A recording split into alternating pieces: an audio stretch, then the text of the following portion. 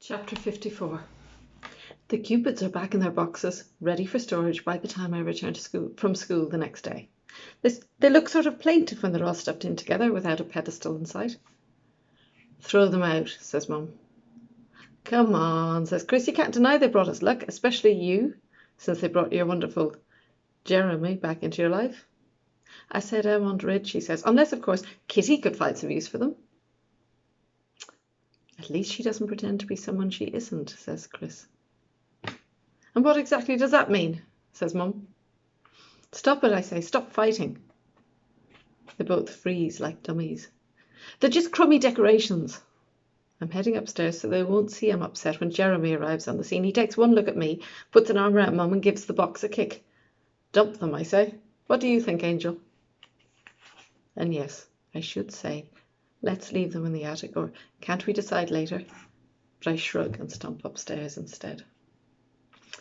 Oni's friends leave with all their footage, promising to send Chris and Mum a rough cut as soon as possible, but everyone's too tired here to think about the festival anymore.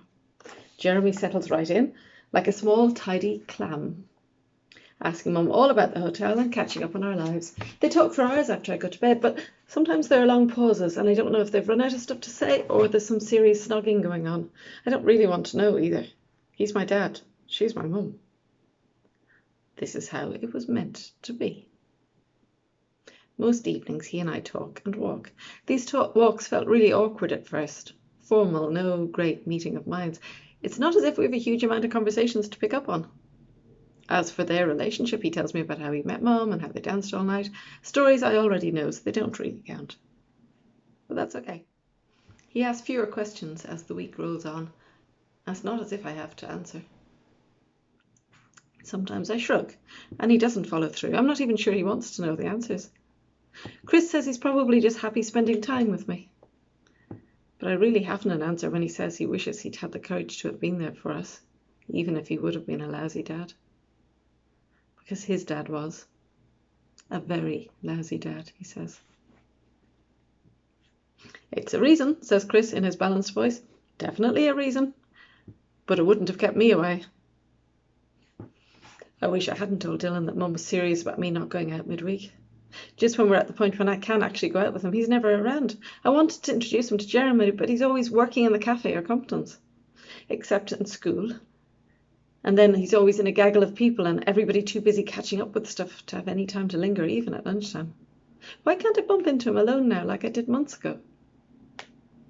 Jeremy says he understands and, quote unquote, I'm sure he's a very nice boy. Because he's not used to parenting, I'm letting him away with his choice of words. Homework has been oddly focused all week. In business studies, we've to analyse the festival and construct a strategy for next year. In English, we've to write about the festival from the viewpoint of a person living 100 years from now. What would seem quaint, outdated? What would you misunderstand or misinterpret a century from now, says Mr. Quinn. Theo? Says Kathy. Grace has said straight out that she doesn't want to meet Jeremy. You're making it too easy for him, and he doesn't deserve it, she says. I don't see why you haven't just had it out with him, or, better still, buried him up to his neck on the beach and waited for the tide to come in. And yes, part of me knows she's right. Though not about the sand thing. But the other part of me wants to dance and sing and cling to his arm and have piggybacks and get thrown in the air and eat ice cream till I'm sick. I like having a dad, and I don't see why I should have to apologise to anyone. Mum gets it. I catch her looking at us together with this sideways tilt of her head. All she'll say is that she knew he would have been a very good dad. It made me sad, she says, to see you growing up without him, despite everything. Guppies, reserving judgment. She says it's nice to see us all so happy, but her real focus is on making up time with Teddy, and you can't blame her.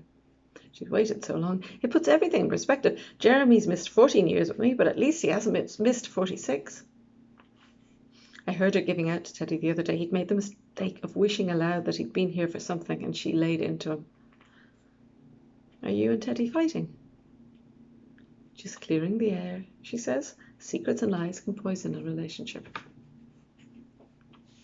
On Friday, in religion, we have to assess the implications, moral, ecumenical and social, of the festival.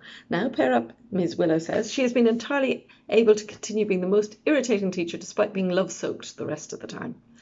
Theo with Jack, Angelica with Grace. Grace's hand shoots up.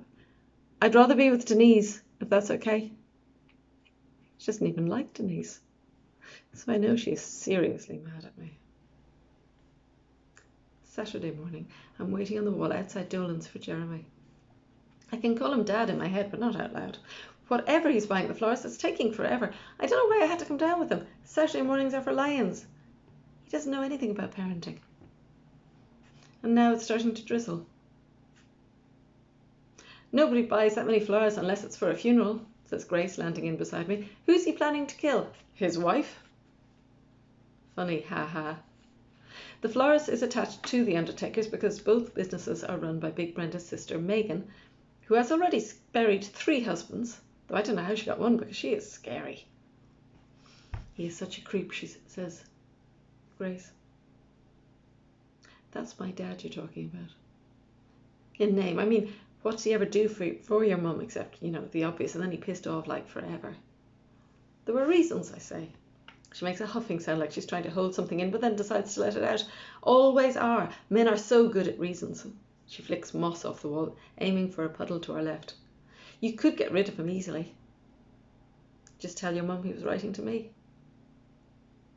And explain that I knew you were on a dating website, I say, talking to a man in his 40s. Easy, Licky Moon. She says it was just an idea to get you out of your self-destructive loop. I don't want to get rid of him. Look, I know he's your dad and some of his genes must be all right. No, Grace, enough. I'm standing now, every bone at attention. Why can't you be happy for me?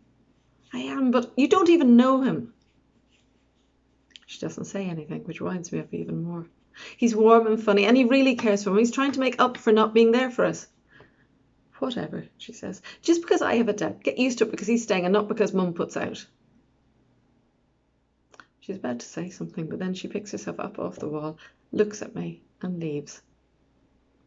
Jeremy arrives alongside before I can go after her, and I'm not sure I want to anyway. She has no idea what it's like to never ever have had a dad and then find you do, and he's okay. Hi, Angel, he says. So, want to show me some more whales? Sure. He follows my eyes to where Grace joins up with Dylan and some others outside Simon's cafe. Unless you want to hang out with your friends. Whales are good, I say. Penny for them, he says as we move off. I shake my head. To be continued.